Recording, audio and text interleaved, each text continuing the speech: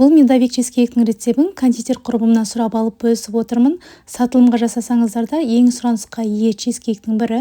Тегін мастер-класс үшін жүкшені қызартып сақтап алыңыз. Алдымен балды коржигін жасаймыз. Ыдысқа қант, жұмыртқа, балды салып, баяу отта үзбей араластыра отырып қантын ерітеміз. Қанты ери сала, соданы саламыз. 2 есе болып күйеді. Басқа таза ыдысқа құйып аламыз. Балды массаның үстінен он мен еріген сары майды қойып біріктірсеңіз, осындай жұп-жұмсақ қамыр шығады. Қамырды екіге бөліп, оқтамен жайып алған соң диаметрі 20 см етіп кесеміз.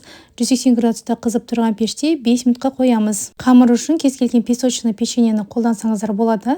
Немесе мен секілді өздеріңіз пісірсеңіздер, рецебін видеоның астына қалдырамын. Үгітіп алған печеньеге еріген сары майды құйып, араластырып, формасын жасап алған соң қамырды мұздатқышқа саламыз. Салмасына творожный сыр мен қантты салып, бірге шайқаймыз. Жұмыртқаны бір дандадан сала отырып араластырамыз.